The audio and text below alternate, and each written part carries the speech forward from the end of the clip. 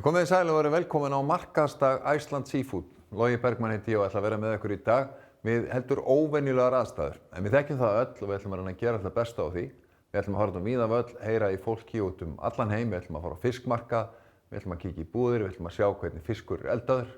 En áður en við höldum lengra vil ég bjóða velkomin forstjóra Iceland Seafood, Bjarni Ármannsson.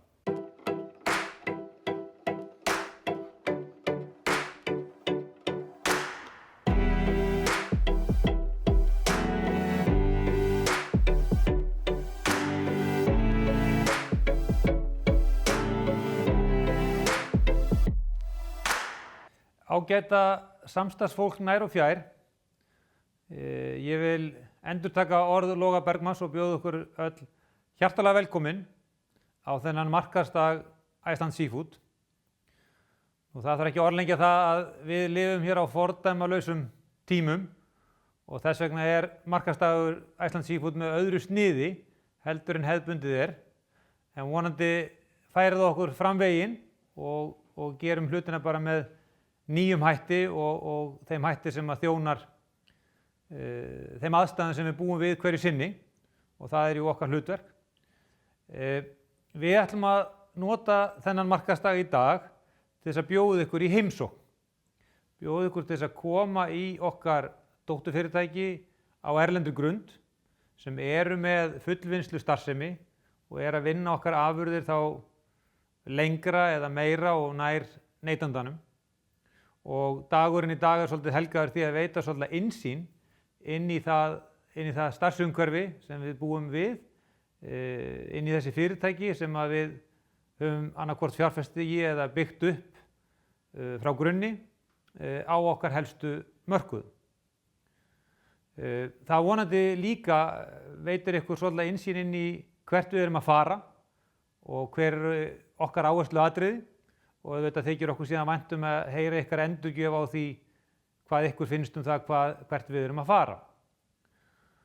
En enginn eyland og þess vegna þetta svo mikilvægt fyrir okkur að vera í nánu samstarfi við ykkur, okkar samstarfsaðila á svo mörgum sviðum, hvort sem það eru framleiðendur eða flutningsaðilar eða úr fjármálageiranum eða hvað annað sem tengist því að halda öllu þessu klukkuverki gangandi. Þannig að við getum nýtt þær auðlindir sem við búum við hér við land og gert þær að bæði verðmætum fyrir okkur en ekki síður að gleði og ánægju stundum fyrir þá neytendur sem á endanum njóta þessarar vöru. Við hjá Iceland Seafood búum til og seljum 1,1 milljón máltíða á dag. Þannig að við komum víða við og snertum marga munna þó að það megi sjálfur sér ekki snerta neitt með beinum hætti á þessum tímum. En dagurinn í dag, hann verður með þeim hætti að Logi Bergmann stýrir þessu og við förum síðan í þessa dagskrá sem með þeim hætti að Tinna Gilbertsdóttir, hún mun fara yfir eins og mörg ykkar þekkið framboð á bolfiski í Norður-Atlantshafi og kasta svona svolítið ljósi á þann hluta sem að varðar okkar samkynnsumhverfi hér. Síðan förum við þá í heimsókn til okkar dótturfélag og við byrjum í Bretlandi hjá honum Dunn í Burton og heimsækjum þar líka Martin hjá fiskmarkaðnum í Grimsby sem hefur verið lykilaðili í viðræðum Breta og Evrópusambandsins þá lausn sem farsællega gekk í gegn núna á aðfangadag jóla. Nú þaðan förum við í heimsókn til Spánar og ræðum við hann Magnús Jónsson sem stýrir okkar stærsta dótturfyrirtæki sem að nær þá yfir Suður-Evrópumarkaðina en jafnframt með mjög öfluga vinnslueiningu í Argentínu sem skiptir okkur miklu máli. Og endum svo ferðalagið á Írlandi hjá keltnesku frændum okkar og förum þar yfir starfsemina hjá Ecock og þeirri starfsemi sem við hjá Iceland Seafood keyptum af Ecock fjölskyldunni.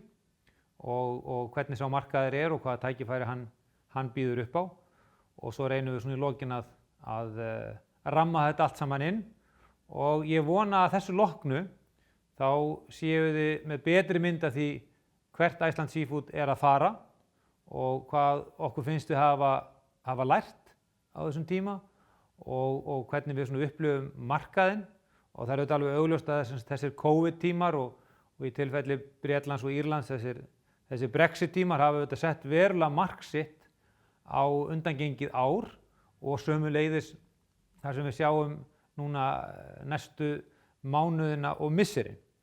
En vonandi komumst við síðan á lygnari sjó í þessum efnum þó að við séum þess nokkuð fullviss að ástandið verður ekki eins og það var, það verður einhvern veginn öðruvísi og það verður örugglega ekki eins og það er og það örugglega eitthvað af vandkvæðum eftir að ganga í gegnum núna á allra næstu mánuðum og við vonum auðvitað í samstarfi í hverju landi við sóttvarnayfirvöld og heilbrigðisyfirvöld þá takist auðvitað að vinna bug á þessum bévítans faraldri sem hefur sett svo átakanlega mark sitt á okkar líf.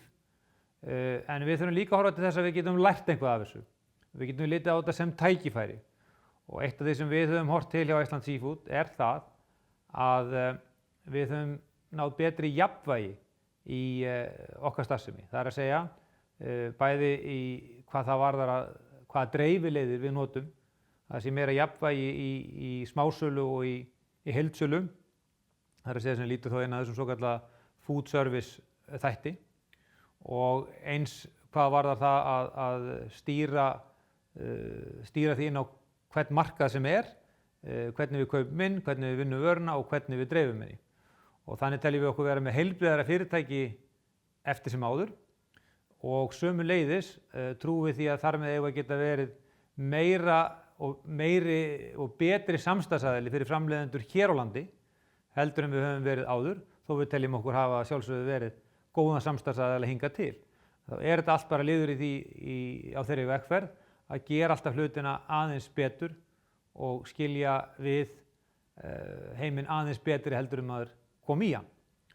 Og að því sögðu þá bjóðum við ykkur velkomið í þetta ferðalag, þessa heimsókn til okkar hér í dag og kannski má það vera svolítið sjálfhverft að fjalla svona mikið okkur en það svona þannig sem við bregðum svolítið við þessum tímum að það hefur margt breyst og við höfum ekki haft tækifæri til að segja frá mörgu sem við höfum verið að gera en gerum það hér og spegillinn og sviðsljósið þá svolítið á þeirri starfsemi sem að Iceland Seafood starfrækir í okkar dótturfélögum alþjóðlega. En þá komið að henni Tinnu Gilbertsdóttur og hún ætlar að fara eins og áður sagði yfir framboð á bolfiski í Norður-Atlantshafi og hvernig þeir markaðir líta út.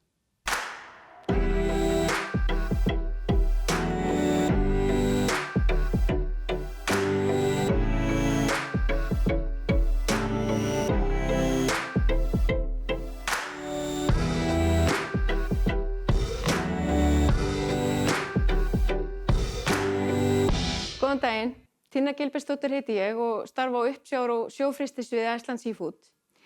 Ég hérna komin í dag til að tala heildarafla á botnfisktegundunum, þeim helstu sem við lítum til alla jafna. Við áttum öll fordæmalaust ári í fyrra og mjög sérstakt ár að öllu leyti og við hjá Iceland Seafood fórum ekki varhluta af þessu sérstaka ástandi og við fórum fyrst að finna fyrir þessum COVID-áhrifum í mars þegar að allt í einu vorum við komið með fleiri gáma í hendur og kaupendur voru að hætta við gáma í hafi eða gáma sem voru komnir út á markað jafnvel. Þannig að við þurftum að finna þessari vöru farveg og finna svolítið út hvaða markaðir voru opnari en aðrir og hvaða markaðir voru bara alveg lokaðir. Og þá þurftum við heldur betur að láta hendur standa fram úr ermum og vera svolítið fljót að finna út úr hlutunum. Og það var í mjög mörg horn að líta, flóknar aðstæður, við þurftum að huga að greiðsluskilmálum, passa upp á allar innheimtur og þetta voru virkilega flóknar aðstæður alla jafna. En þá fundum við líka fyrir því að þessi stærð sem Iceland Seafood hefur til að bera og þessi fjölbreytta starfsemi var virkilega að hjálpa okkur með að finna út úr hlutunum í flóknu ástandi. Við erum með dótturfyrirtæki víða og dygga samstarfsaðila, sterka kaupendur, starfsfólk með víðtæka reynslu og þetta var að hjálpa okkur virkilega til að finna út úr þessu flókna ástandi og geta svolítið sveikt okkur og beygt eftir aðstæðum hverju sinni. þegar að markaðir voru að lokast hver á öðrum og sumir opnar en aðrir. En ég ætla að byrja þessa yfirferð á Atlantshafsþorskinum sem okkar mikilvægasta afurð, bæði magnlega og verðmætalega séð. Við munum sjá fram á heildaraukningu þetta árið í þorskinum og þrátt fyrir þessa heildaraukningu í magni þá gerum við ráð fyrir að muni ganga alveg ágætlega að koma þessu aukalega magni fyrir á markaði. Þar sem að þorskmarkaðirnir eru fjölbreyttir og vöruformin eru mörg. Þannig að það gekk til dæmis ágætlega 2018 að koma aukalegu magni fyrir þegar átti sér stað magnaukning á milli ára.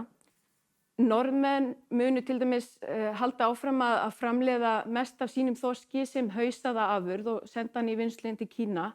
Á meðan við Íslendingar erum að framleiða mest af okkar þorski sem flök eða bita og við erum að skapa okkur sérstöðu þar með ákveðna premium vöru og það mjög mikilvægt að við höldum því áfram og náum að gera þetta að þessari premium vöru áfram í framtíðinni. Eins og gengur og gerist á fjölbreytilegu markaði eins og þorskmarkaðurinn þá sumt að ganga betur á meðan annað ef til vill að ganga verr.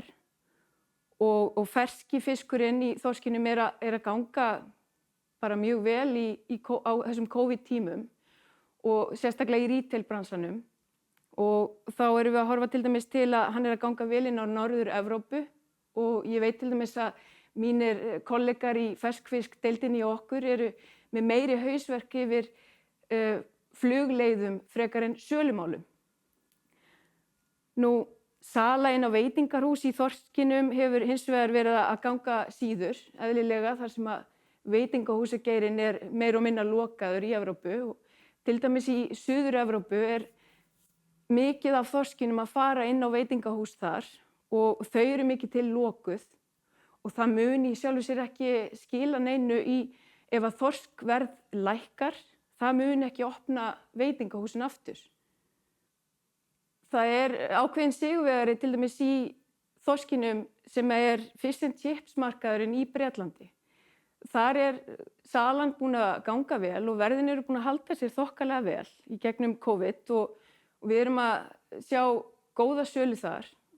Fish and chips staðirnir eru margir í Bretlandi, þeir eru sirka 11.000 talsins og það tiltölulega auðvelt fyrir Bretana að rölta út á næsta horn og fá sér takeaway fish and chips sem ákveðin comfort food og það hefur bara verið að ganga mjög vel í því. Þannig að í þorskinum erum við að sjá sumt upp, annað niður, þannig eins og gengur í þessu COVID ástandi. Næst ætla ég að líta á Alaskaufsann og sjá aðeins hvað að gerast þar. Þar erum við að sjá áframhaldandi stöðugt framboð. Það mikið og stöðugt framboð í Alaskaufsannum og fer eilítið upp þetta árið í rússneska kvótanum. Sala á Alaskaufsa var mjög erfið fyrir sirka 5 árum en það var ráðist í mikla markaðssetningu og vöruþróun á þessari tegund sem hefur skilað sér virkilega og birgðir af hausuðum Alaskaufsa eru í raun að klárast í Kína núna og vegna innflutningshafta hefur verið að ganga nokkuð erfiðlega þar. Við tökum jafnan stöðuna í Alaskaufsunum svona til viðmiðunar í hvítfiski yfir höfuð út af þessu mikla framleitamagni og stöðuga. Alaskaufsinn í raun ekki staðkvæmda vara fyrir Atlantshafsþorskinn til að mynda en við getum ekki litið fram hjá honum alveg út af þessu magni og þessu stöðuga framboði. Alaskaufsinn út af þessu mikla og stöðuga framboði setur jafnan svolítið línuna í verðmyndun á hvítfiski yfir höfuð. Næst ætla ég að líta á Kyrrahafsþorskinn. Þar höfum við verið að sjá eilitla minnkun ár frá ári og munum sjá fram á minnkun í framboði upp á sirka 30.000 tonnum þetta árið. Mikið af þessum Kyrrahafsþorski að lenda í vinnslum í Kína og það útlit fyrir að verði nokkuð erfitt að afhenda hráefni inn í vinnslur í Kína út af COVID-takmörkunum núna. Til að mynda Dálína-svæðið sem stórt vinnslusvæði í Kína nokkuð mikið lokað núna en til dæmis Qingdao-svæðið nokkuð opið ennþá en Kínverjar voru búin að gera nokkuð stóra samninga í Kyrrahafsþorskinum og voru með stórar pantanir almennt í lok síðasta árs. En það hefur gengið erfiðlega fyrir þá að afhenda þetta magn út af þessum innflutningshöftum tengdum COVID. En verðið á bandarískum Kyrrahafsþorski hefur á leiðinu upp síðkastið, sérstaklega í Japan, aðalega vegna þess að framboð hefur farið minnkandi þar. Nú aðal veiðisvæðin í Kyrrahafsþorskinum eru í Alaskaflóanum eða við Beringshafið í Bandaríkjunum og veiði í Alaskaflóanum var því sem næst engin í ár, það var bara strandveiði. Og þetta hrun í Alaskaflóanum er að leiða til minni afla í Kyrrahafsþorskinum frá Bandaríkjunum. Það er líklegt að íslensku þorskur muni bara njóta nokkuð mikið góðs af þessum samdrætti í magni á Kyrrahafsþorskinum og minnkunin á Kyrrahafsþorskinum yfir höfuð leiðir jafnan til að kaupendur til dæmis í Bandaríkjunum svissa þá yfir í Atlantshafsþorsk sem að hnikar þá verðinu upp á við í Atlantshafsþorskinum þar. Þá er komið að ýsunni. Ég ætla að líta á hana næst. Þar sjáum við eilitla aukningu í ár. Nú ýsuverð hækkaði heilt yfir 2020 og þvert á spár manna í rauninni. Og ýsan var bara glettilega góð í fyrra og startaði árinu núna bara nokkuð vel. Nú markaðshorfur í raun alveg ágætar fyrir íslenska ýsu árið 2021 og við sjáum í raun alveg ágætis tækifæri þar miðað við núverandi stöðu. Nú, núverandi staða er svo að ýsa frá samkeppnisþjóðum okkar selt sem hausahráefni, til dæmis frá Norðmönnum, á meðan að við erum að vinna hana meiri í flök og bita. Nú, meðalverð Norðmanna og hausar í ýsu var nánast það sama 2020 og 2019, þannig að þeir voru í rauninni ekki að ná að sækja þessa hækkun á markaðnum í fyrra. Nú, mest af þessari ýsu er að enda í Kína, sem er stærsta vinnslulandið á ýsu í neytendaform, þá í flök og bita. En nú eru vinnslur í Kína að loka í umvörpum og það er almennt bara alls konar flækjustig við að koma fiski inn til Kína yfir höfuð, eins og staðan er í augnablikinu. Margir aðilar í Bandaríkjunum til dæmis hafa gert stóra afhendingarsamninga í ýsunni og þá er forvitnilegt að sjá hvernig verður leyst úr því. Við sjáum fyrir okkur að Noregur og Rússland muni þurfa í auknum mæli að fara með ýsuna sína úr vinnslum í Kína og fara meira yfir í að vinna hann í Evrópu, þá til dæmis í Pólandi. En þá sjáum við fyrir að mögulega þurfi hráefnisverð að lækka í staðinn fyrir að smásöluverð þurfa að hækka. Þannig að þeir sem eiga þessa afhendingarsamninga þurfi frekar að sækja í hráefnisverðið að það þurfi að lækka frekar en að smásöluverðið hækki. Ég ætla að líta aðeins á ufsann næst. Nú, þar sjáum við töluverða aukningu í heildarframboði þetta árið. Stærsta framleiðsluþjóðin í ufsanum er Noregur og þeir eru að setja ufsann sinn meira í söltun, þurrkun eða hausun á meðan að við á Íslandi erum að vinna hann meira í flök eða bita. Við erum að frysta flökin og setja síðan bitana í ferskt og við erum þá að keppa á svolítið öðrum grundvelli en Norðmenn og okkar markaður er langstærstur í Tyrklandi. En ufsamarkaðurinn hefur verið mjög þungur og erfiður. Árið 2020 var ufsamarkaðurinn mjög lokaður fyrir íslenskan ufsa, sérstaklega því að við erum að setja langmest af okkar frysta ufsa inn á Tyrklandsmarkað og mest af ufsanum á Tyrklandsmarkaði er að fara inn á hótel- og veitingabransan sem hefur mikið til verið lokaður út af COVID.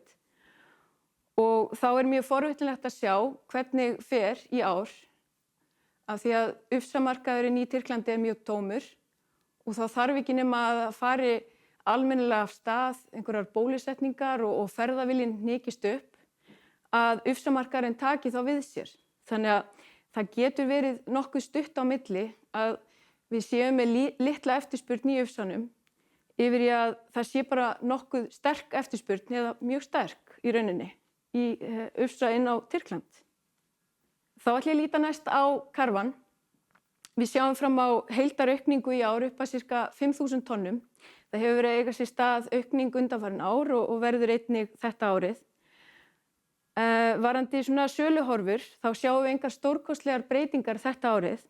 Nú neysla verður áfram meira og minna í höndum veitingahúsageirans og því meira sem opnar af veitingahúsum, því meiri verður eftirspurnin og þá munum við sjá karfaverðin fara upp á við eins og eðlilegt er. En varðandi markaði þá Asíumarkaðurinn fremur lokaður fyrir karfa og við sjáum enga sérstaka breytingu þar á þetta árið. Þannig að helsti karfamarkaðurinn verður áfram í Evrópu þetta árið.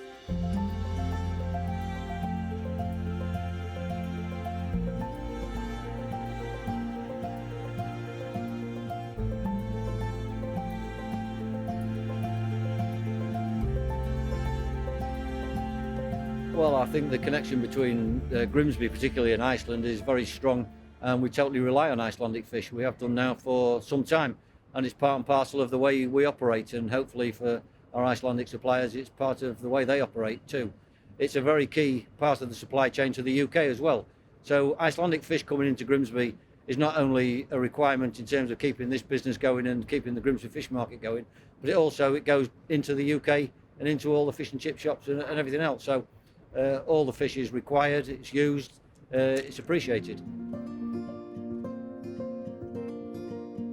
But Grimsby is the foremost processing centre in the UK.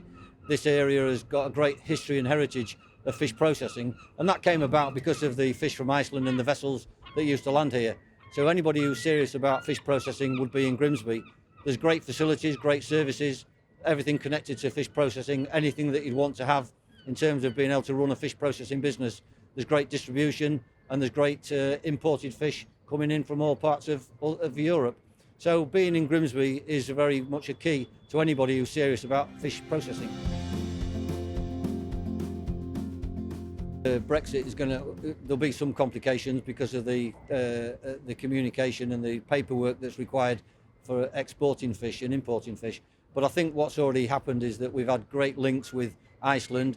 A trade agreement was signed with between the Icelandic Fisheries Minister and the British Fisheries Minister a few months ago, so that trade corridor will continue, and Iceland has always been one of our great trading partners. So I don't see any difficulty caused by Brexit in terms of the relationship between Iceland and the UK, but where the difficulty will be trade within the UK, particularly for those that want to export. The normal trade that goes about the UK, selling fish into the UK, will just continue as normal. Well, it's the fish that goes outside, which will be perhaps a difficult situation, but that'll only be down to the requirement of export health certificates and the paperwork. So people have just got to sharpen up on paperwork. Overall, I don't see that it's going to be much difference to what we're doing now. I don't think there'll be any change. In fact, if anything, I think there'll be more requirement for Icelandic fish because one of the key issues in this country, which is quite bizarre, is that 80% of all the fish that's caught is exported and 80% of all the fish that's consumed is imported. And you wonder why that is. It's because we have this great passion for fish and chips, and the best fish for fish and chips by far is Icelandic fish. So I can only see that continuing. And as we develop more health conscious eating, fish is going to be at the centre of that. So I could only see there being more imports from Iceland. So everything about it is linked and keyed up to Iceland, and as long as we're working together, we've got a chance to survive everything.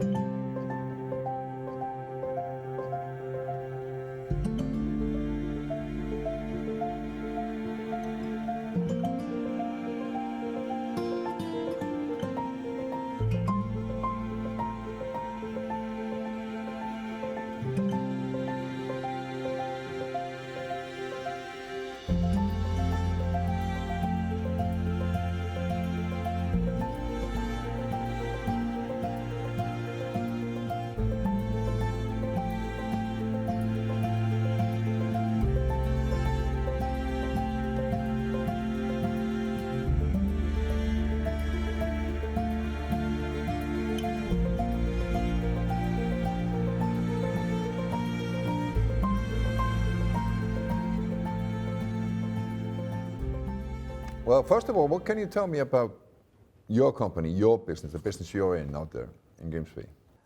Yeah, Iceland Seafood UK are a business that are seafood specialists. So the business is set up to supply mainly the UK market, although we have enjoyed some export business certainly up until the last year. We look to supply the full range of products. So from convenience food through to premium food and also into specialist foods for the institutions. So as part of the business, we supply the health service, the prison service, sometimes the military of defence. So we have a wide range of products suited for the UK market. Our product range is manufactured in our own premises, and also we actually have some products packed at source. There's a lot of competition. What would you say differentiates us from the rest of the competition? A number of things really, but my experience, which is getting on for a few years now, but my experience is that the seafood sector is always changing.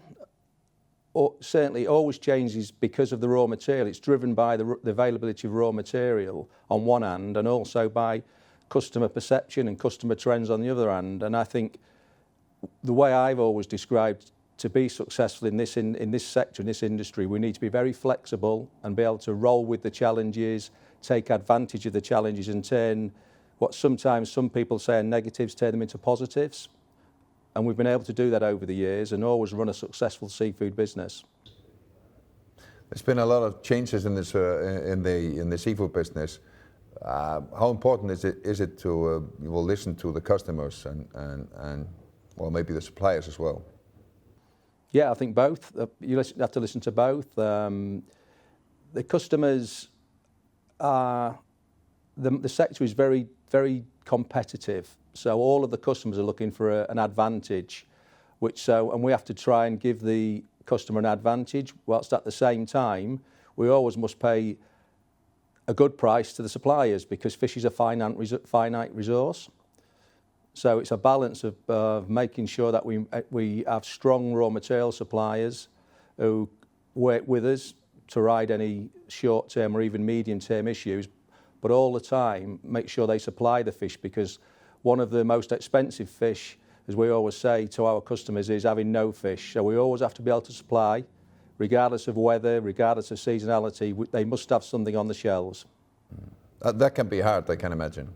It can be, but again, that's where knowledge of the sector comes in, making key commercial and economic decisions. For instance, if we feel that one species may be under threat the next year, because it could be because of legislation where the quota is going to be cut, or it could be because of a seasonality thing, or even in the last few years, geopolitics have come into it, haven't they, with duties and when we think about Brexit and things like that. So it's been able to read the market really, and most of the time you've got to get it right. If you get it wrong, you will end up in a difficult place. Talking about Brexit, the changes that came with Brexit, how's it been? Well, anybody in business in the UK were probably pleased that we got a deal. We felt it would have been very difficult to run a business under a no-deal scenario. Of course, it's still early days. We're only into really the second working week of the new year, and a lot of businesses in the UK are facing disruption and issues with paperwork. So, but we do feel that was probably teething problems, and within, let's say, the month of January into February, a lot of those problems should go away as we become used to the different paperwork that various countries are demanding. So Brexit,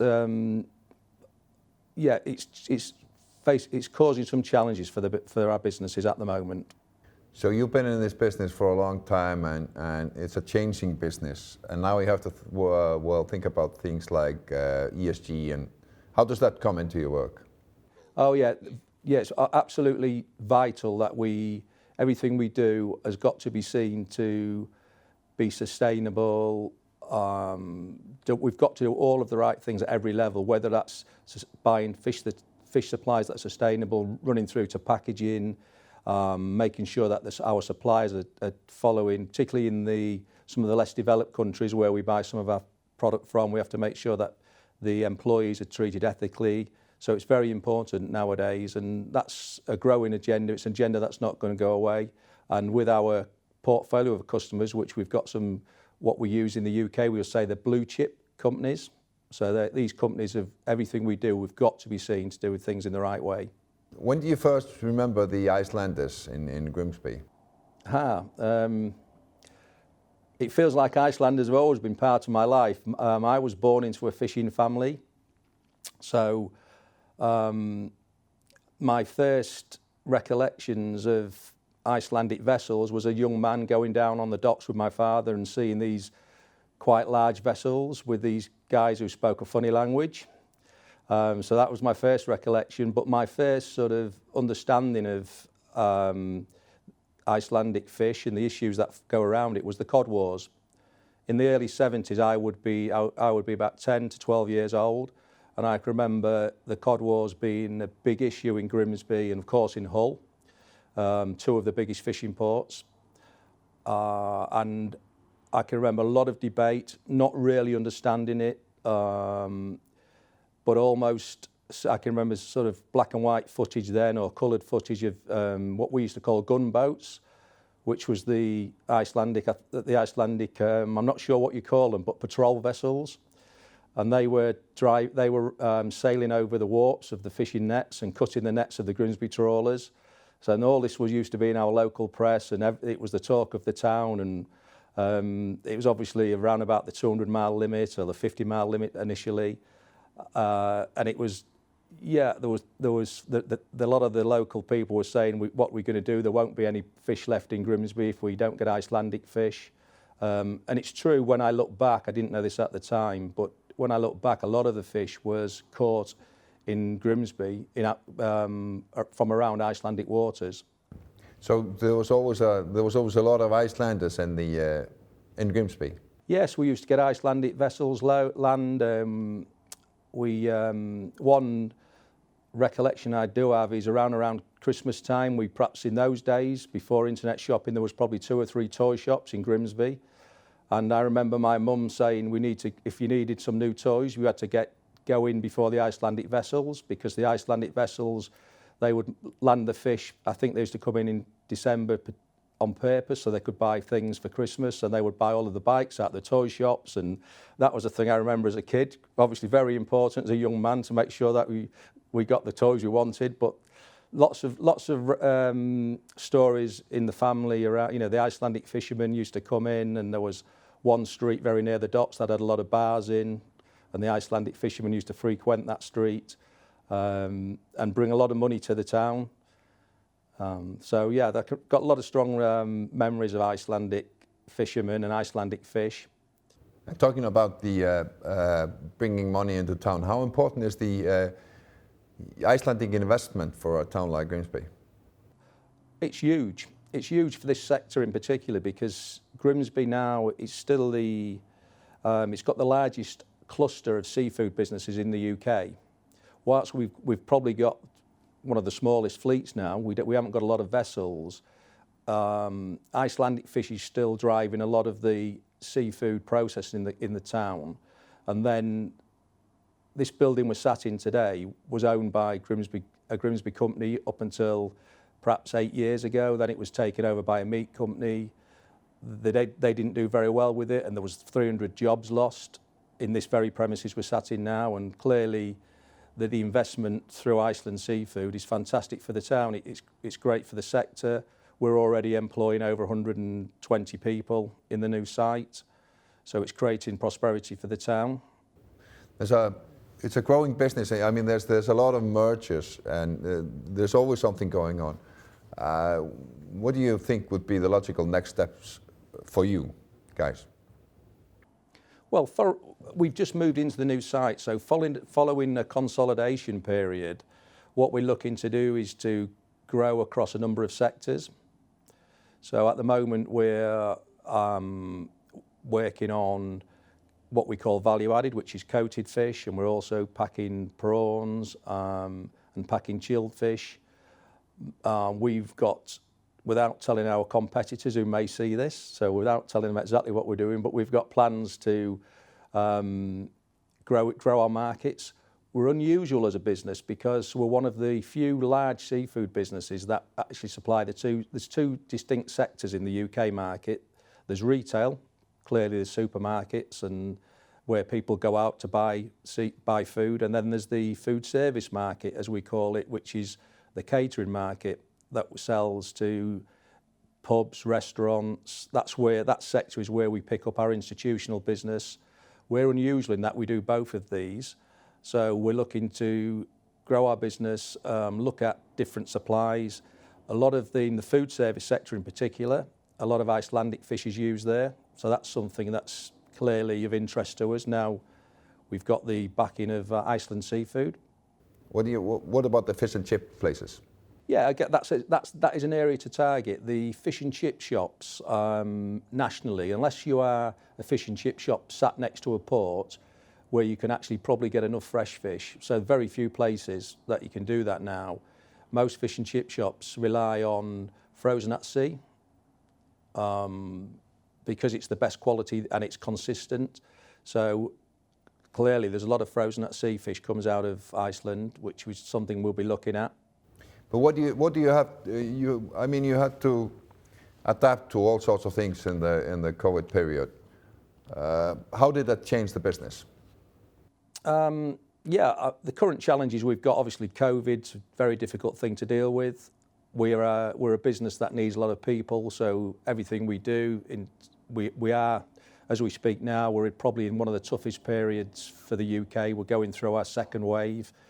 As you'll know, we've got a new variant that's spreading very quickly, so there's a lot of challenges on keeping our people safe and keeping the operation running on one hand, and then on the other hand, we've got the market, the food service sector.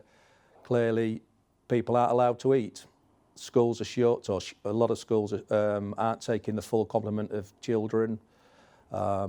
So the food service sector at the moment is struggling, but the retail sector, the sales are high because people, if they can't eat out of home, they've got to eat in home. So again, it's nice having the balance of the two sectors, but it's challenging. We've got two things I never thought we'd see. We've got the virus, which is COVID affecting us, and we've also got Brexit at the same time, which fortunately is not as bad as it could have been because we've got a deal. But we've got a couple of challenges at the moment. One of the things we've had in COVID is there's a lot of more e-commerce. There's a lot of you have takeout. The market has been changing. How is that affecting you, and how are you adapting to the changes in the market because of the virus? It's early days really. We've seen, not necessarily in the seafood sector, but we've seen a few businesses spring up where they found ways of supplying their products, whether it's online or they found ways of supplying takeaway. It tends to work. What we're noticing is, because clearly that's something we've got to keep an eye on, but it works well in the big cities. So for instance, the Londons and the Manchesters, they seem to be able to do it, but in the smaller towns, the provincial towns, which of course where a lot of the population live, it doesn't work so well because there isn't the footfall to make it work. Particularly in the food service sector that we've talked about, they have really struggled because the government keep changing the rules. So what we're finding is that they have good ideas, and then there's a good article on the BBC at the weekend where one company we supply is chucking £6,000 worth of milk away because it bought it in for the schools coming back after Christmas, and then the schools have been closed. So there's a lot of disruption. While some businesses seem to have found a way forward, a lot of businesses are struggling. I think it's early to say how that will roll out. And of course, if the vaccine works, then perhaps we'll get back to some kind of normal. Okay, and a personal question. Your favorite dish? You're having fish. What do you have? Well, it's got to be haddock and chips.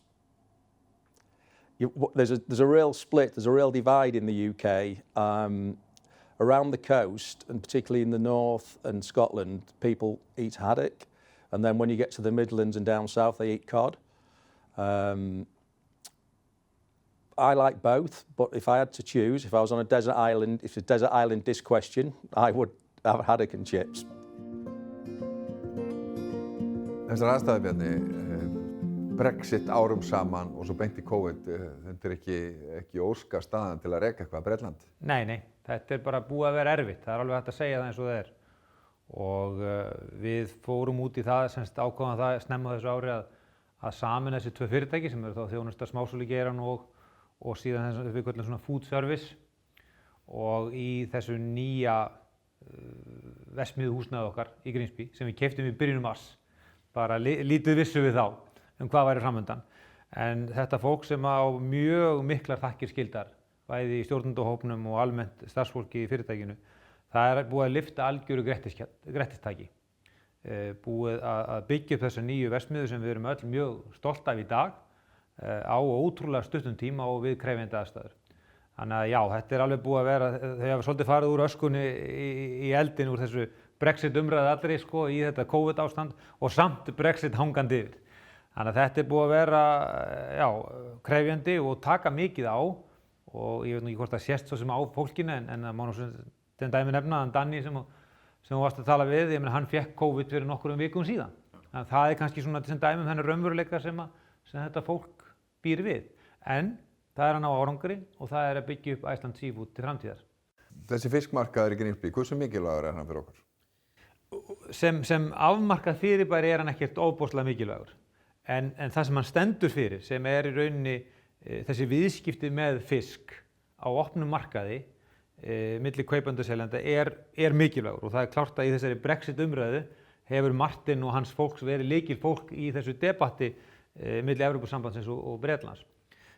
Fyrir okkur er þetta kannski holdgerving þess, eins og kom fram í máli hans, að 80% af þeim fiski sem er veiddur í Bretlandi er fluttur út frá Bretlandi, og öfugt að mikill meirihluti þess fisk sem að þeir neyta sem neytendur er að koma annar staðar frá, og þar á meðal frá Íslandi. Þannig að þessi Brexit samningur kæmist á og væri með þessum hætti, þar að segja að vörur geti farið á milli án tolla og án kvótasetningar, er okkur alveg gríðarlega mikilvægur. Þannig að þessi markaður og þessi markaðshugsun að vörur geti flætt óhindrað á milli, þetta er það sem skiptir okkur mestu máli. Maður sér það þegar maður tala við þá, þegar við tölum en íslenska fisk, einhvern veginn ánægjan og bara nánast lotninguna þegar tala með. Íslensku fiskur er mjög samofinn, ef svo má segja, breskri sögu, og hefur alltaf verið mjög mikilvægur. Og það má sem dæmi nefna að á stríðsárunum að þá var fiskur frá Íslandi, það var 80–90% af þeim fiski sem var neytt í Bretlandi.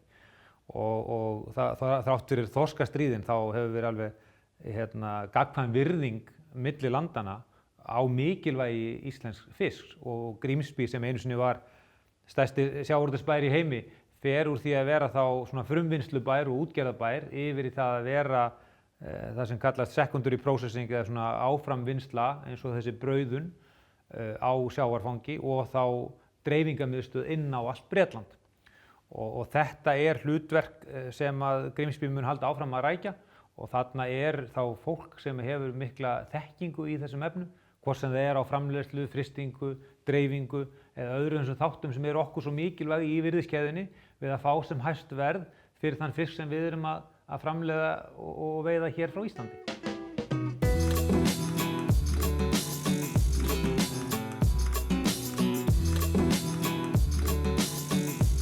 Hello, I am Daniel Lorente, Seafood Purchase Manager at La Sirena. La Sirena is a frozen retailer in Spain and has started its activity in 1983. So now we are almost 14 years in the business. And we are the leader market player in frozen food. Our business is focused mainly on seafood, with more than 40% of our turnover is based on fish, and from this almost 20% is cod, and 20% of the total revenue comes from the shellfish.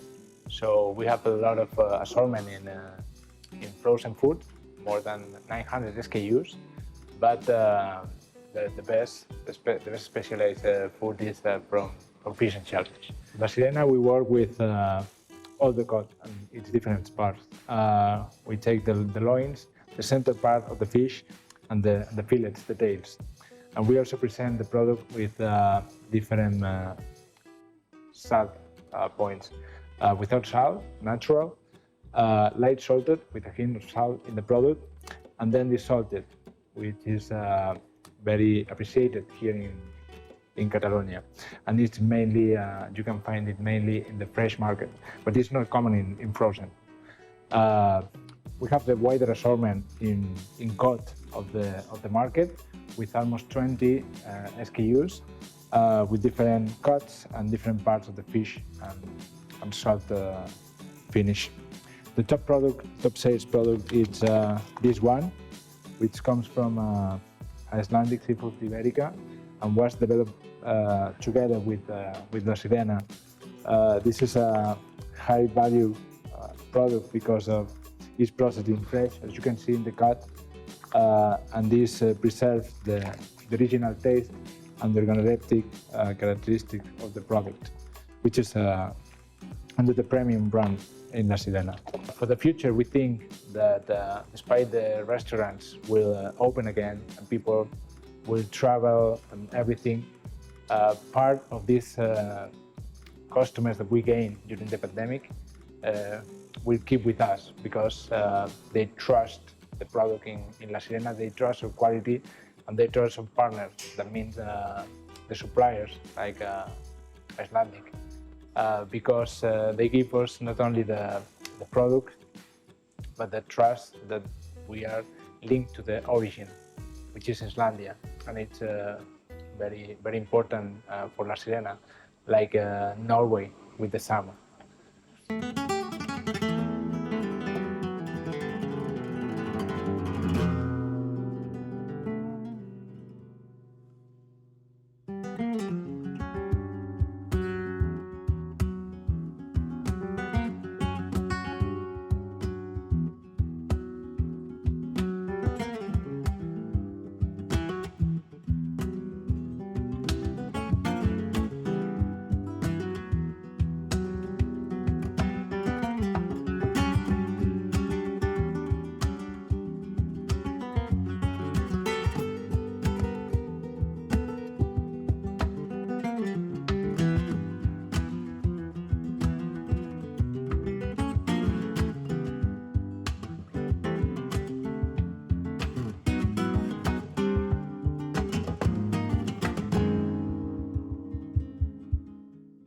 Byrja að segja mér aðeins frá bara umfanginu og fyrirtækinu á staðnum.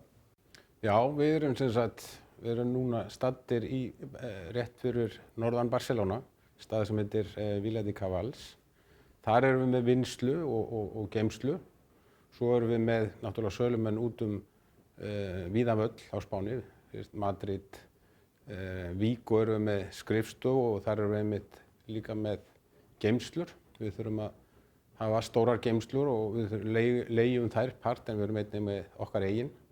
Svo erum við með sölumenn á Ítalíu, bæði 5 manns þar sem sjáum sölu fyrir okkur á Ítalíu og menn sem sjáum Portugal frá Vík, og svo erum við með í raun og veru sölumenn sem sjáum sitt svæði, sérstaklega þá í Andalúsíu og Madrid.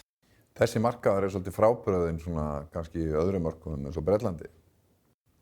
Já, Spánn mjög öðruvísi, og þegar menn alltaf hérna tala Norður-Evrópu og það sé svo hágæði og fiski og svona, þá verður Spánverjar að vita miklu meira en við fisk.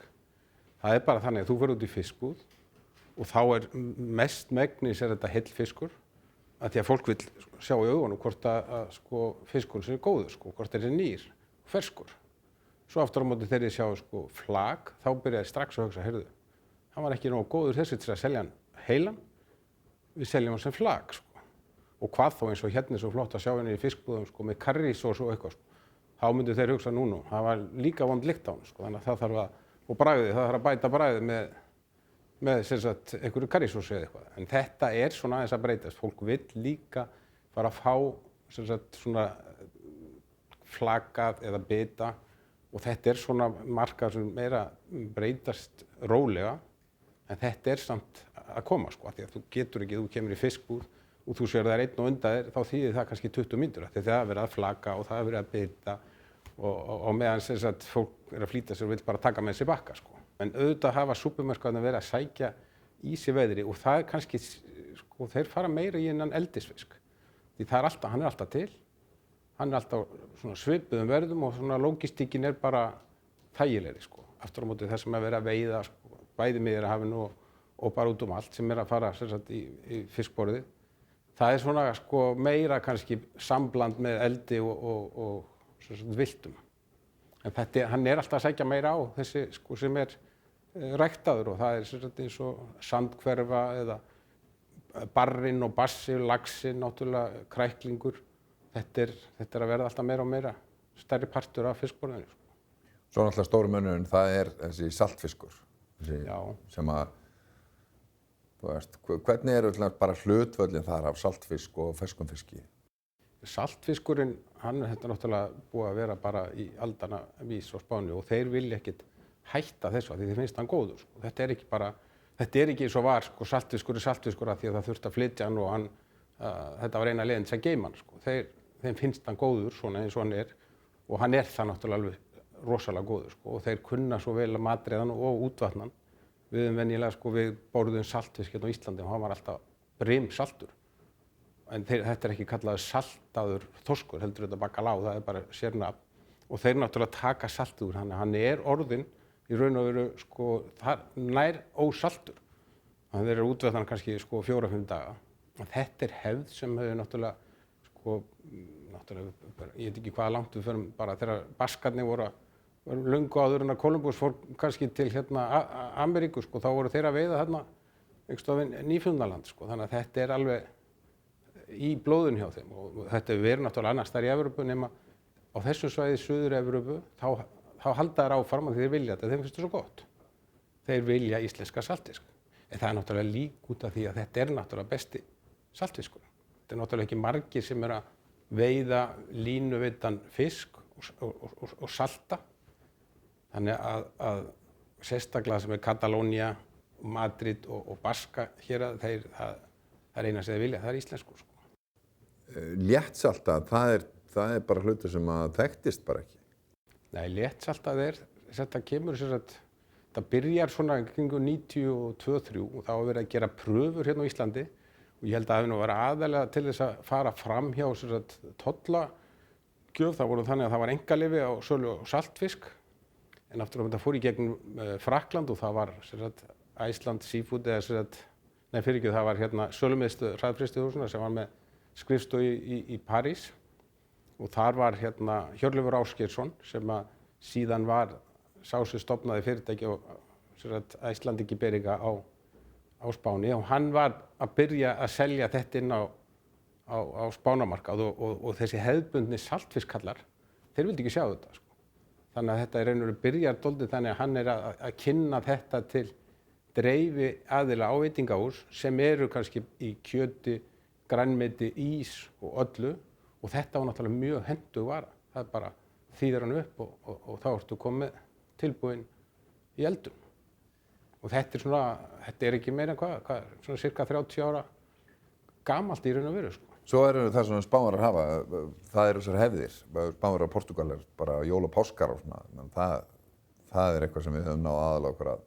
Já, þetta er einmitt sko, þetta er okkar, hvað ég segja, hætta, þegar fólk er hætta að trúa, því að þetta var svo sterkt kaþólska trúin, það var þannig að það var bara, þú máttur ekki borða kjöt, þannig að þess vegna, og það er ennþá þannig að fyrir páskana, það var þetta náttúrulega rosalega, þetta er okkar sterkasta tímabili í sölu, en þetta er nú samt aðeins að breytast, fólk er að fara að borða þetta náttúrulega hvenær sem en þetta er samt eitthvað eins og ríkt á Spánverjum að fyrir páskana, þetta þegar hérna, bara þetta var alltaf þannig að þá áttur ekki að borða kjöt og það er þótt að sko 90% sé ekki trúið eins og þetta var, þá er það samt í þeim að eiga að borða fisk á þessum tíma og við sjáum það bara í neyslunni hjá okkur sko. Og saman með Portúgal, þeir eru þar eftir á móti jólin og þeir eru bæði það Portúgal og svo er það Baska héraði, það er jólin, það er bara svona hefðbundur saltfiskur sko. Og svo er þetta einmitt í Mexíkó líka, þannig að þessi hefð er först og það er að gera við Íslendingar nýtum þetta og komum sem áfram. Ef þú lítur á hana bransa, förum bara 20 ár tilbaka, hvað hefur breyst?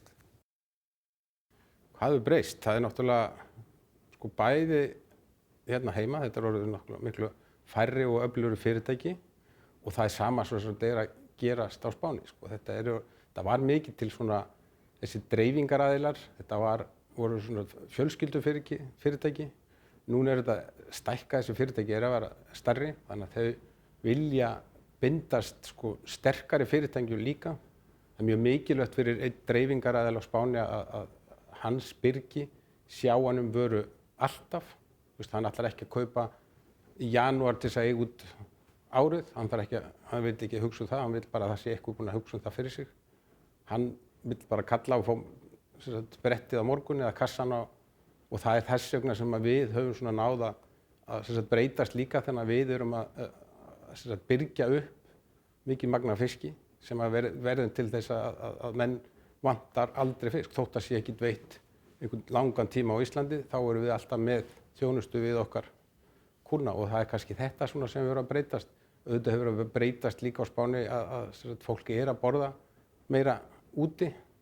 Spánverjar hafa sagt eitthvað að 3-5 sinnum í viku sem menn borðu úti og það ekkert að breytast, þetta ódýrt. Vandamálið kannski að þú ert að borða þarna kannski fyrir 10-11 eurur sem kannski 1500-1600 krónur og þar ertu með sko forrétt, þú ert með aðalrétt, þú ert með vín og brauð og í þessu þarf náttúrulega má fiskurinn ekki vera mjög dýr og það það sem og líka annað. Þetta eru kannski veitingahús sem að prenta matseðla og þeir gera það kannski 2 ári.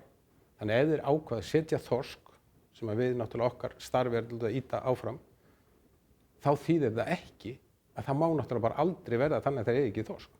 Þú veist, þá ertu búin að prenta út og það eru kannski bara 3 réttir, 3 fiskréttir og það verður alltaf að vera til.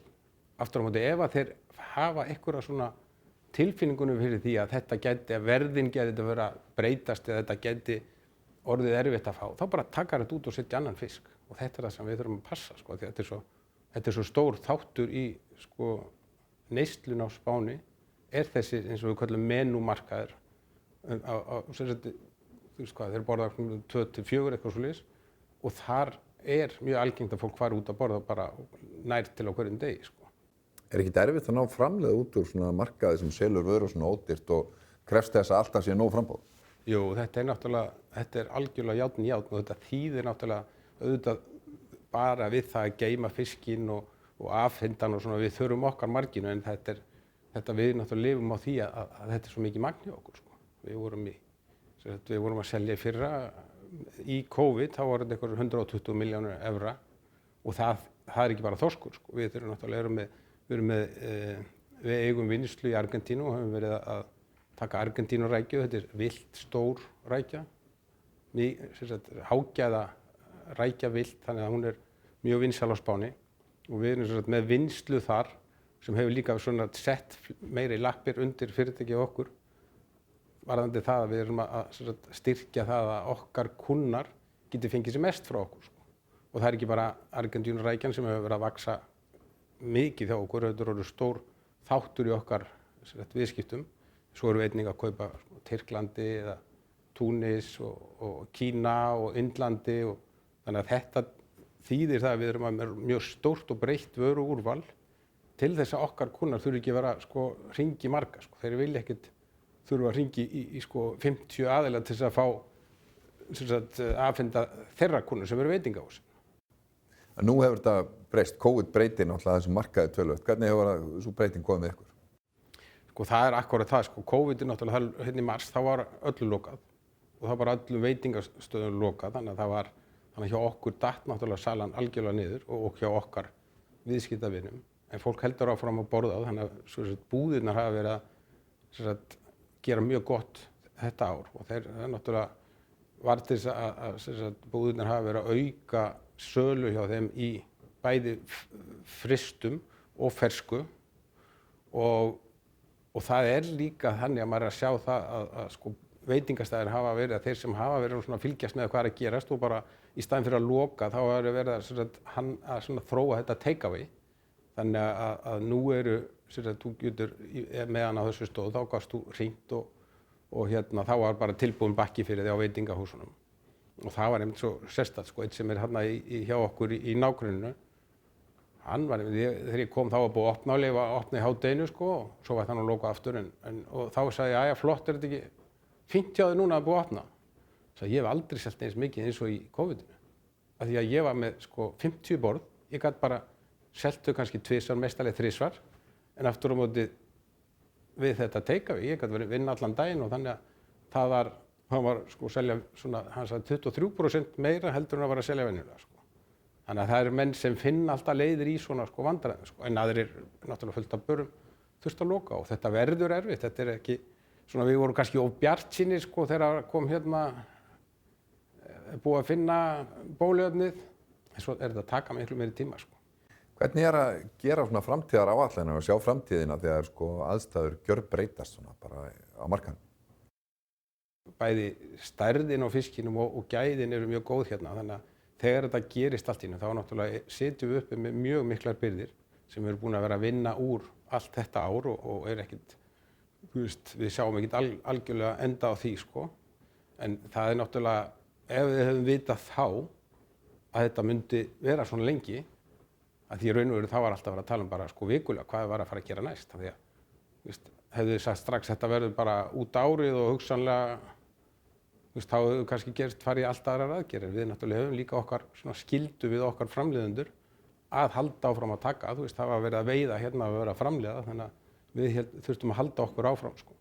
Það voru mörg fyrirtæki sem bæði stoppuð að sögðu upp fólki, við höfum ekki farið í það. Við höfum verið að halda öllu vinnslu og öllu áfram hjá okkur svona til þess að bara búa okkur undir þegar þetta fer aftur á stað og auðvitað höfum við náð að komast inn í það sem eru svona nýir viðskiptavinir eins og búðir hjá okkur hefur aukist hjá okkur, ekki eins mikið við viljum af því að við heldum að það sé náttúrulega mikilvægt að vera þar líka og við sjáum það núna þegar svona heill geiri ef við erum svona háður einum sektor eða geira sem er veitingahúsin, þá náttúrulega þá fer þetta illa með okkur þegar eitthvað gerist þar. Ja, hver myndur þú segja að væri styrkleiki fyrirtækisins núna?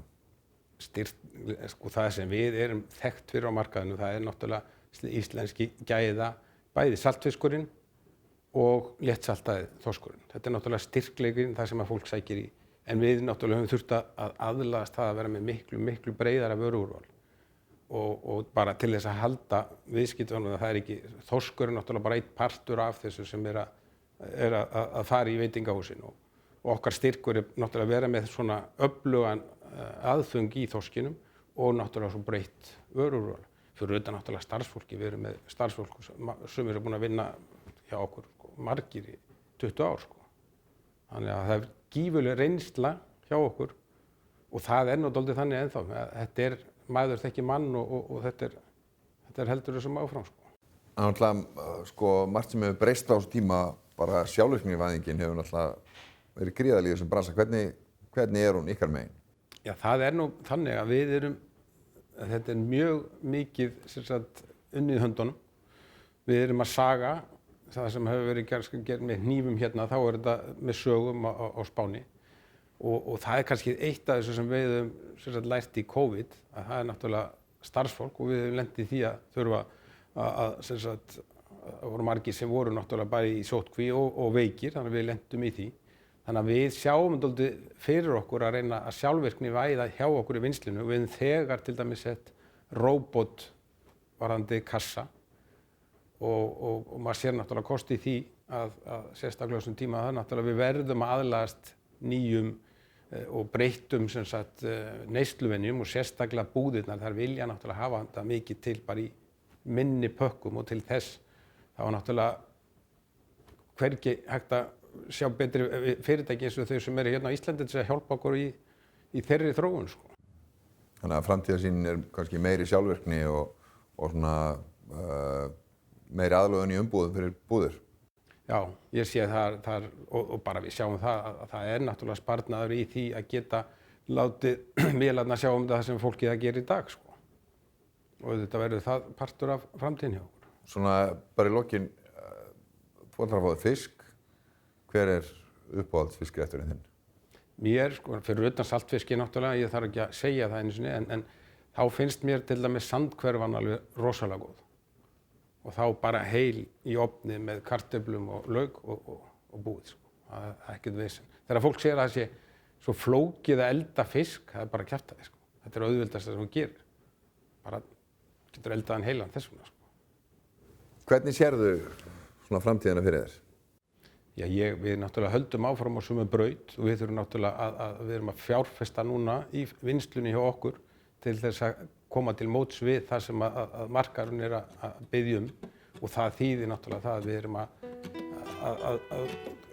koma með pakningar sem kannski henta betur inn í veitingahús og svona og við erum búin að vera að fjárfesta þar sem að við tryggjum það að beitin verður akkúrat eins, gæðin haldast lengur út dreifinguna, þannig að þetta er svona okkar næsta spil, sko.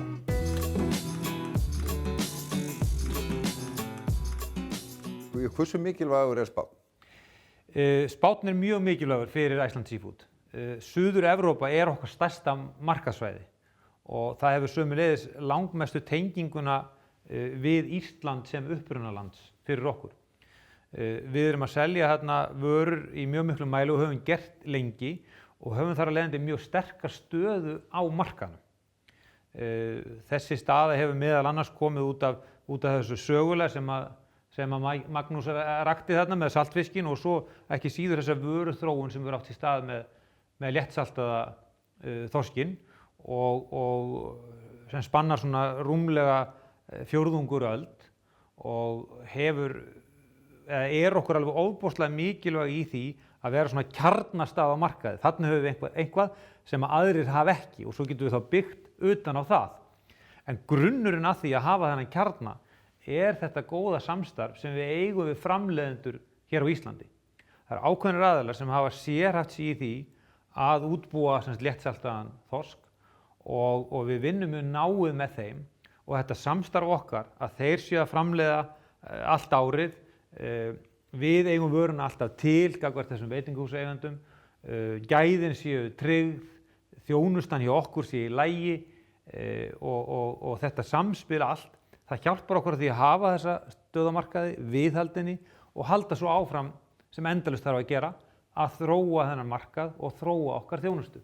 Eitt af því sem hann nefnir er það að menn vilja geta gengið til ykkar og fengið allt hjá ykkur. Ég meina, það hlýtur að vera svolítið mála að eiga alltaf allt til og í því standi sem þú vilt hafa það. Já, þessi markaður sem við erum að vinna á Spáni er að stærstu hluta inn á þennan veitingahúsamarkað. Og þeir aðilar sem við erum að selja til eru þá aðilar sem að selja til veitingastaðana. Og það er ekkert öðruvísi með þá heldur en marga aðra að þeir vilja vera að tala við aðilar sem þeir vita er í lagi, skila sinni vöru og varan er í lagi og þetta virkar allt. Og þá eru þeir að selja meira en þorsk. Og náttúrulega þessi skelfiskurinn er mjög mikilvægur og vinsæll í þessum löndum. Og þess vegna fórum við til að mynda út í þessa Argentínurækju og það hefur gengið mjög vel og svo bætum við á þetta þessum miðjarðarhafstegundum og svo framvegis og þar með verður það styrkleiki. En við gleymum náttúrulega aldrei kjarnanum sem er íslenski þorskurinn og þannig svona styður þetta hvert annað og helst í hendur við hvert annað og þýðir það að við höfum að geta haldið áfram að þroskast sem fyrirtæki, stutt þá betur við þessa viðskiptavin okkar sem er að þjónusta veitingahúsin og neytendur, en ekki síður við höfum að geta haldið áfram þessari framþróun með okkar framleiðendum, því eins og saltfiskurinn er kannski dæmi að það breytist auðvitað neytendahegðunin og hvernig neytendi vill fá fiskinn fram reiddan og þá verðum við að bæði leiða þá þróun og fylgja þeirri þróun sem við sjáum að neytendin er að kalla eftir.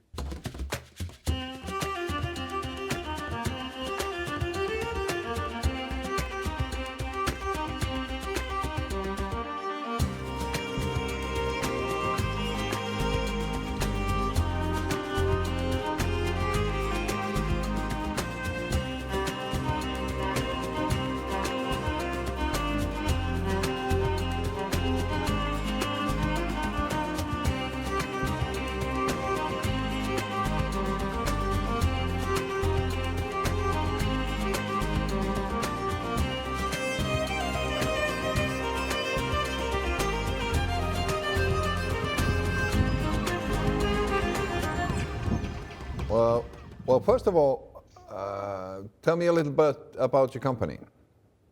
Well, our company is, well, it was a family business. Dunn's of Dublin was established in 1822. It's Ireland's oldest fish company. My dad went into the fish industry in the 60s. So it's in our blood, really, the fish industry.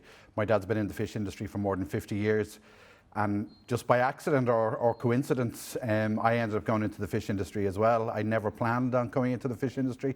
But once you're in, you can never leave. That's the big problem. What's this year been like for you guys? Ooh, this year has been, I suppose, a challenging year would be the most simplest way of describing it. We started off the year well with our usual January difficulties with fish availability and bad weather. And then obviously in March we had the situation with the pandemic hit us. I suppose we were in a very, very lucky situation with regards to the pandemic in that the vast majority of our business is to retail, and everything closed in Ireland except for retail. So our sales increased. We had a lot more challenges in place with regards to how we were going to produce product, making sure that we were keeping our staff as safe as possible, putting in new, I suppose, safety protocols to make sure that everybody was basically as safe as they could be. So it brought a lot of challenges, a lot of changes. Our staff adapted extremely well. We performed extremely well. We met all of our customer requirements. Our service levels remained exceptionally good. And we managed to continue feeding the nation. So this has been maybe the best year you've had in case of sales? Yeah, from a sales point of view, I think in situations like this, there's always kind of people who do well out of it. And unfortunately, depending on what level of business that people are in, some people have difficulties. We were lucky in that we were focused on supermarket sales, and as a result, we've had probably our busiest year ever. Well, but then you had Brexit as well. How's that affecting you?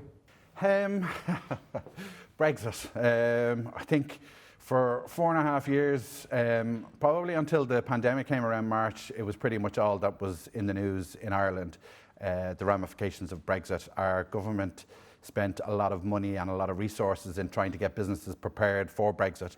But I suppose nobody really knew what Brexit was going to bring, whether there was going to be a deal, if there was a deal, what the details of it were going to be, what the situation was going to be around fishing rights. But we've put a lot of effort and a lot of work into getting ourselves as prepared as possible for Brexit. One of our team, Gareth, has been all over it, for want of a better word. So as a result, we haven't really been impacted from a supply basis. We source a lot of product out of Scotland. All of our salmon comes from Scotland, apart from our Irish organic. A lot of whitefish comes from Scotland. And I suppose the new red tape that's been put in place has obviously made things a lot more difficult. There are certain retailers here who currently have empty shelves because of the fact that they import so much product from the UK and they haven't put their plans in place. So as a result, they haven't been able to get stock into the country. But because that we had put so much work in, and Gareth in particular had put so much work in, we've been managed to be able to keep the supply chain flowing and not to go short. Now, it's obviously brought its difficulties and it's brought a significant amount of more work, but we've been able to manage it. There's been a lot of changes, investment and in mergers and in your end of business. What's the biggest thing? Well, in 2018, we became part of Iceland Seafood, and I suppose since then we've continued to develop the business and to grow it. As of November this year, we welcomed in a new business into the Irish division of Iceland Seafood, and that's Carr & Sons. Carr & Sons are a primarily smoked salmon producer based in the west of Ireland. They do a lot of complementary products to what we do. I suppose the timing from an integration point of view has probably been somewhat difficult because we have new restrictive measures in place now in Ireland. So being able to travel to the west where cars are based is currently prohibited. So you know, we've been working quite well with them. They've had a good Christmas. As part of Carr & Sons, we've also taken on board Nolan Seafoods. Nolan Seafoods would be the #1 branded smoked salmon in Ireland. So we've great plans to develop that even further. As I said, they're the #1 branded smoked salmon, but we see potential for other areas within seafood, within branded in Ireland for the Nolan's brand. And then obviously there's going to be various different areas that we're going to be focusing on with regards to integrating the car business into our business, which is primarily based in Dublin. So it's been quite a busy few years for you, mergers, changes and awards as well? Yeah, absolutely. Quite a busy few years. We've won a significant amount of awards this year. Our customers like us to develop speciality products for them. This year we've won several Great Taste Awards. We won several Blas na HÉireann Awards, which are the Irish Food Awards. We've also won Lux Best Seafood Supplier in Ireland. Unfortunately, our hat trick from 2017, the Oscars of fresh food in Ireland are called the Checkout Best in Fresh Awards. And we've won the hat trick for 2017, 2018 and 2019 as the best seafood supplier in Ireland. But as a result of the pandemic, this year's awards have been put back to next year. So we're hoping to get the 4 in a row. What's your plan? Now we have a new year and we have the vaccine and things are hopefully about to change. How do you see 2021? I see 2021 as being quite similar in the early part to how we were March, April, May. Unfortunately, the new strain has started to impact us significantly in Ireland with regards to our cases. We are in lockdown level 5 at the moment. So, and our rollout of the vaccine has probably been a little bit slower than a lot of the population would have liked. They're not as quick as they are in the UK, probably because of different delays with regards to approval and our allocation of vaccine from Europe. But I see things slowly getting back to normal come summertime. Our sales will continue to be strong up until then because retail is obviously performing extremely well. And then we're going to have to adjust to the new norm. We're going to have various different opportunities as well with regard to Brexit because the various restrictions that are now in place on customs declarations, health certs, have basically meant that the people who weren't prepared are currently in a situation where they don't have product. So we see it as an opportunity for us to step into the gap and to possibly drive sales through where other people haven't been as well prepared as we have. Do you see that as the main difference between you and the competitors? I think a lot of people buried their head in the sand when it came to Brexit. In particular, I think people in the UK buried their head when it came to Brexit. I don't think they realised the actual implications that it was going to have. And just watching various different news programmes in the UK, you can see the difficulties that they're having in exporting fish, whether it be to Europe or to ourselves. And it has to be a partnership tailored approach where both the supplier and the importer must work together in order to get all the different chains along the line to work in order to get product in or get product out. And I think certain areas, companies have fallen down in their preparations on it.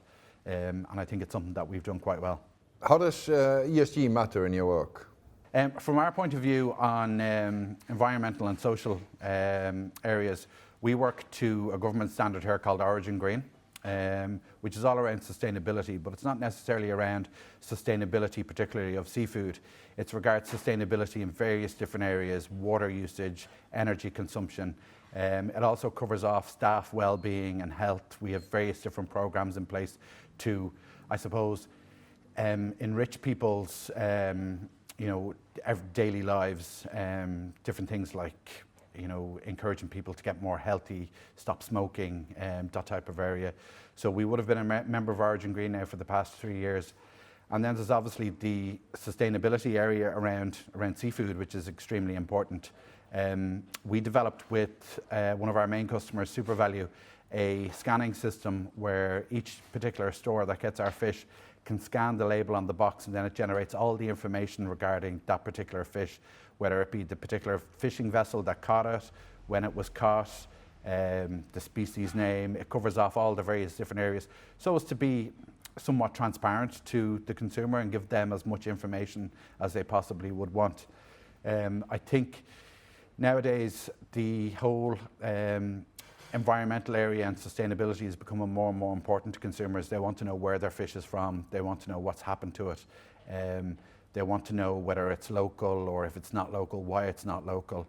For example, a lot of people in Ireland wouldn't necessarily understand that as an island nation, we have to import a significant amount of fish. Our sales in cod, for example, are in the region of about 48 million. we only have quota for €2 million worth of cod. It's our second most favourite species after salmon. So if people want cod, it has to be imported. So we just have to be transparent in that we say where it's from, and the fact that we import cod several days a week from Iceland, you know, we're clear this is Icelandic cod.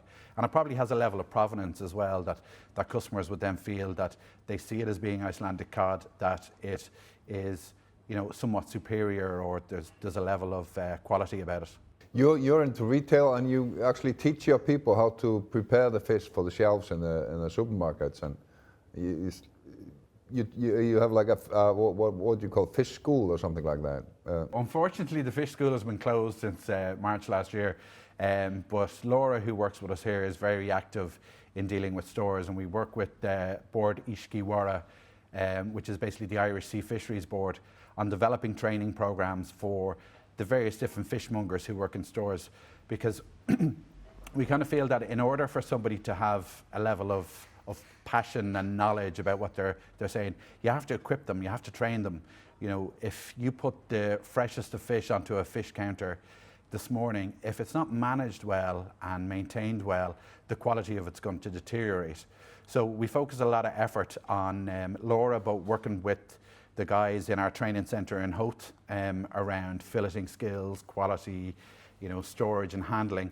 And then Laura also goes into stores, and she will work with them on displays and techniques and, you know, upskilling and various different ways to sell more fish. Our view on it has always been that to equip our customers to sell as much fish as possible basically means we'll sell more fish. And it's all about us trying to drive the level of sales and making sure that our customers are successful, so we in turn are successful. What have you learned from the COVID, and what do you think how do you think it will be in the future? Do you think it will have effect that it will stay with us for a while, or do you think we just go back to normal in retail? I would certainly hope that we will go back to normal, but I think all the various different safety measures that are in place are going to be with us for a while. We would have pivoted somewhat when COVID came around, because one of our customers would have been, I suppose, their sales would have been affected in that people were afraid to go to fish counters, and fish counters were such a significant portion of their business and our business. We then developed various different kind of vacuum packed products that would allow the customer who didn't want to go to a fish counter and interact with a fishmonger, it would allow them still to continue to buy the fresh fish that they would have gotten off the fish counter. I think one of the things that we found from the whole situation around COVID is that you need to be somewhat agile and be able to adapt quickly, whether that be in your ways of working or in how you deal with your customers or opening up new avenues for customers. We have a small retail shop in Howth as well. That's kind of where our training centre is at the back, and we kind of use it as a focus for the training centre, but also you know, to highlight the quality of the products that we do. And because of the travel restrictions, people couldn't travel further than 2 kilometres from their home. We had a lot of customers who couldn't travel to our shop, so our shop sales were down to 30% of normal. And then we had a situation where we had no traffic. Our drivers were coming back quicker from their deliveries to supermarkets. So we started offering home delivery for customers of our shop. And that generated a significant level of sales. And I think our first week doing home delivery from the shop, we were more than 50% up on what would have been a normal week. So I think, you know, we adapt and we bring in new ways of doing things in order to make sure that that business continues and we continue to grow. And I think it's one of the things that we're going to have to focus on more into the future, about how we do adapt to various different challenges that come along, and, you know, what different measures that we have to bring in place. I have to say, you know, when we had our first ever briefing in March with our staff regarding the whole COVID situation and, you know, social distancing, sanitizing, and we put in temperature scanners and everybody had to fill in these questionnaires. You know, it was kind of something that you felt wasn't necessarily going to last that long. And then we were having second briefings, and our second briefings turned into 8 staff at a time, because we wanted to have them in a room where everybody was significantly spread out. And I think tensions were probably pretty high. People were starting to get worried, but everybody adapted. I hate using the term "it's the new norm," but that's it. It is the new norm of how we have to do business. And will it go back to normal? In some levels, it will go back to normal, but I certainly think that probably from a production point of view, we will continue to have the additional safety measures in place, because I think it's just prudent to have it that way, really, and to be well prepared. You have you want to have fish tonight. What would be your favorite dish? I love an old Dublin Bay prawn. Dublin Bay prawns are definitely my favorite. Closely followed by an Argentinian prawn, but Dublin Bay prawn would definitely be number one. I love how simple and straightforward. Once you get them out of the shell, 2 or 3 minutes in a pan, a little bit of chili, a bit of garlic, maybe some white wine, and you have the most fantastic dish with a bit of sourdough bread. It's really, really fantastic. We've got some great fish that's landed in Ireland, and also stuff that's imported. I also love monkfish. Monkfish simply battered, deep fried, absolutely amazing. What's going on behind you? Behind us we have Andrew. Andrew is going to do a bit of a fish demo now, and what we've aimed to do really on the fish demo is get the tie-in between Iceland and Ireland. So we're going to tie in some nice Icelandic products, the likes of cod loin, and we're going to mix it with a bit of organic salmon. We're going to use some Irish mussels, and we're also doing some Argentinian prawns, which have come from our friends in Spain. So we're trying to kind of get the mix of all of the different divisions. So believe it or not, we've had such a busy day, we've yet to eat. So no matter what he's going to cook, we're going to thoroughly enjoy it, because we're all so hungry.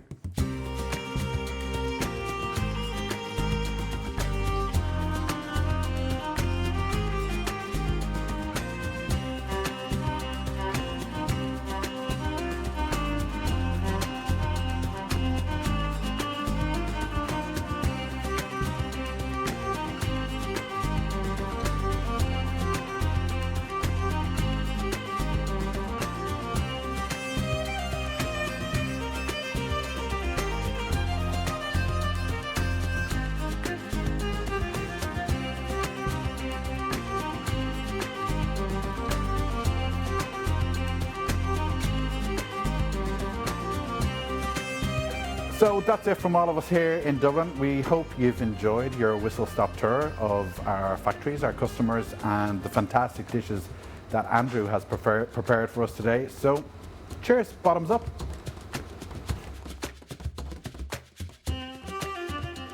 Hversu mikilvægir eru Írar fyrir okkur? Já, þetta fyrirtæki Oceanpath sem við kaupum fyrir rétt tæpum 3 árum síðan hefur reynst okkur vera mikil happakaup, og Ken og hans bróðir Trevor sem rekur vinnsluna og þetta svona fyrrum fjölskyldufyrirtæki bara mjög vel rekið fyrirtæki, og í fiski sem eru aðalega kældarafurðir og reyktarafurðir.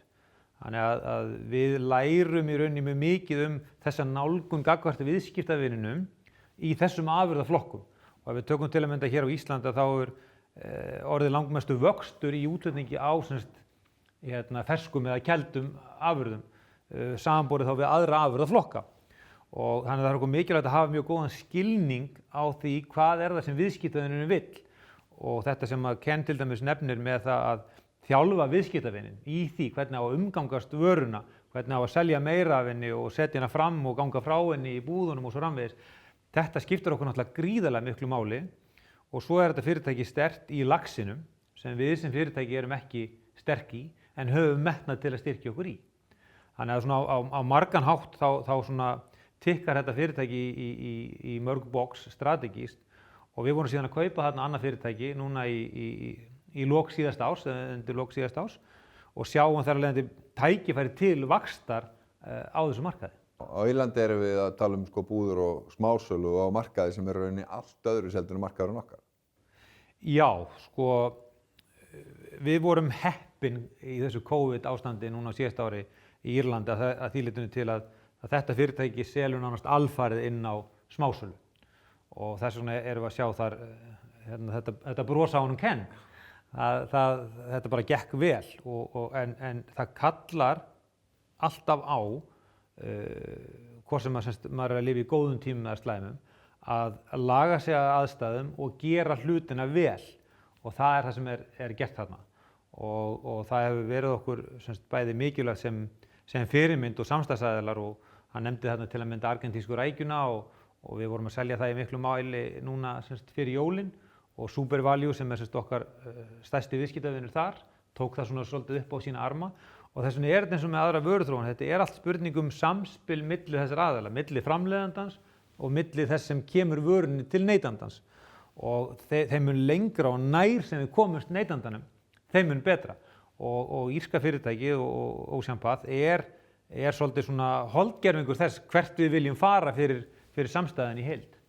Og svo náttúrulega þessi aðlögun þegar að þú getur ekki, þegar bílarnir koma fyrr úr ferðunum á hægt að nota það í heimsendingu. Nei, það var mjög gaman að fylgjast með því þarna í vor þegar allt svona í kaos ef svo má segja og það þarf að koma sífellt nýjar kröfur og kalla fólki saman og segja nú þurfum við að passa upp á þetta og gera svona einhver veikist og einhverjir byrgjar skila sér ekki og svo framvegis og fyrir utan gæftir og veður og annað þá bara bætist þetta við að sjá það fólk fer að hugsa okay, hvað getum við gert, hvernig getum við nýtt okkur þetta og í þessu tilfelli því við erum með eina búð þarna sjálfur að þá settu þau upp netverslun á 48 klukkustundum til þess að geta nýtt þessa dreifigetu sem allt í einu skapaðist þarna út af umferðarskorti og ég heillast alltaf af þessu sem bara vilji og geta mannsins til þess að aðlagast aðstæðum og ég held að það sé eitt af því sem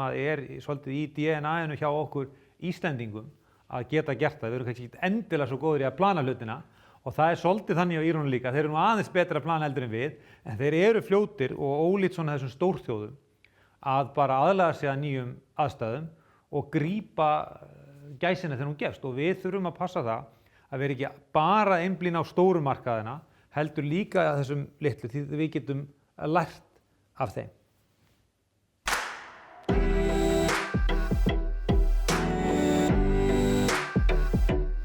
Kæru samstarfsaðilar, ég vil þakka ykkur kærlega fyrir að vera með okkur í dag á þessum markaðsdegi sem að fyrir margra hluta sækir óvenjulegur en ég vona að þið hafið fengið innsýn og mynd af þeirri starfsemi sem við erum að stunda í Evrópu og okkar starfseiningum á okkar helstu markaðssvæðum.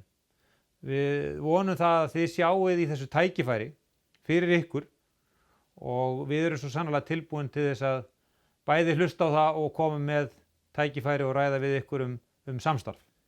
Það eru 2 ár síðan að ég kom að þessu félagi sem framkvæmdastjóri og ég verð að segja það að það eru forréttindi að fá að vinna með því góða fólki sem hér starfar. Það engin tilviljun að Iceland Seafood það sem hefur lifað eftir úr þeirri uppbyggingu sem hér hefur átt sér stað á 20. öldinni í formi sölumiðstöðvar, hraðfrystihúsanna, íslenskra sjávarafurða, síldarútvegsnefndar og þeirra fyrirrennara Iceland Seafood sem hafa komið að því mikilvæga starfi sem að selja sjávarfang frá Íslandi.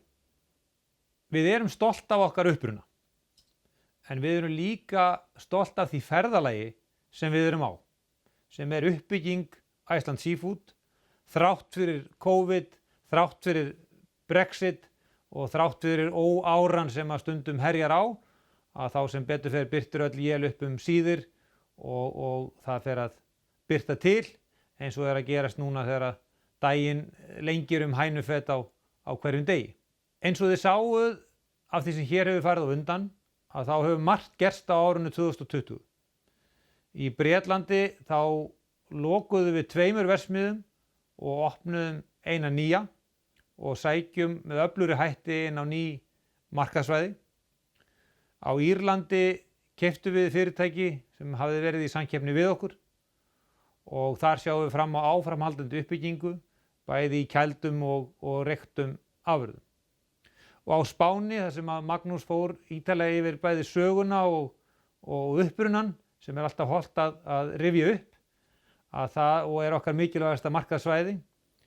Þar höfum við líka verið í uppbyggingu og með kaupum á Elba þá verður þarna til enn sterkara fyrirtæki og með þeirri áframhaldandi uppbyggingu sem á sér stað í Barcelona og við hlökkum til að vinna áfram með, styrkjum við enn frekar okkar stöðu. Og eins og þið sáuð í umfjöllun La Sirena að þá er þorskurinn og íslenski þorskurinn sérlega mikilvæg afurð inn í þann sölukanal og sömuleiðis skelfiskurinn sem við sækjum til að mynda til Argentínu. Þetta og margt fleira er því hluti af okkar spennandi vegferð. Á síðasta ári notuðum við í þrígang okkar skráningu, það er að segja sem skráð hlutabréf á markaði, til þess að afla fjár í viðskiptum eða kaupum á starfsemi. Og þannig nýtist okkar skráning til áframhaldandi vaxtar en er jafnframt traustu grunnur til þess að í kringum okkar starfsemi ríki gagnsæi og allir séu vel upplýstir hvað hér fer fram. Það skiptir okkur líka máli að við séum að sækja fram í umhverfismálum, í því að hafa öflugri og betri og umhverfisvænni pakningar, okkur sé umhugað þessa þætti í okkar flutningum og öllu því sem lítur að því að koma vörunni frá framleiðanda til okkar viðskiptavina. Það er okkur mikil ánægja að segja frá því að í dag skrifuðum við undir langtímasamning notkun á vörumerkinu Iceland Seafood. Þetta vörumerki hefur við notað í rúman aldarfjórðung á mörkuðum okkar í Suður-Evrópu fyrir léttsaltaðan einfrystan þorsk frá Íslandi. Við ætlum okkur að styrkja þetta enn frekar á því markaðssvæði í Suður-Evrópu.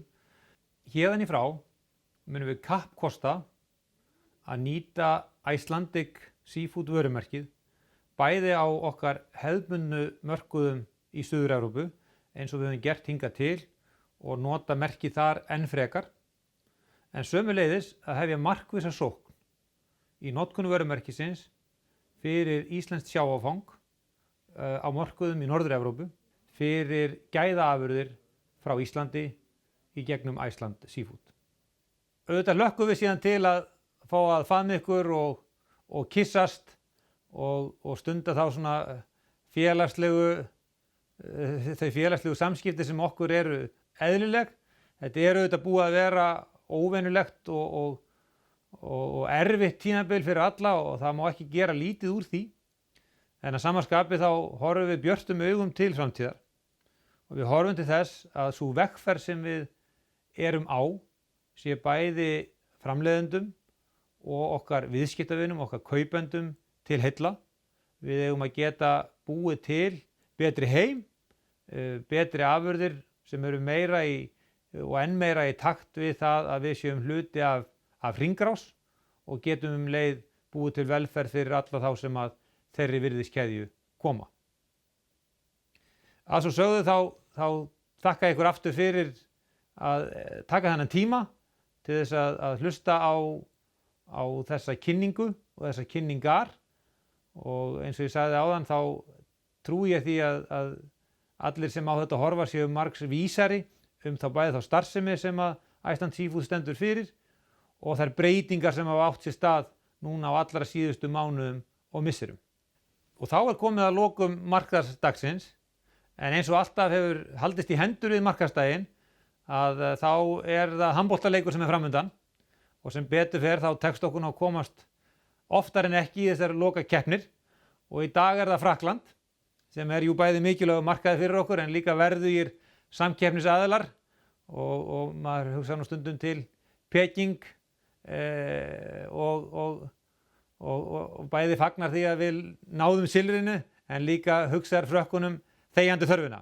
Þannig að vonandi getum við hefnt þeirra harma núna í dag áfram Ísland.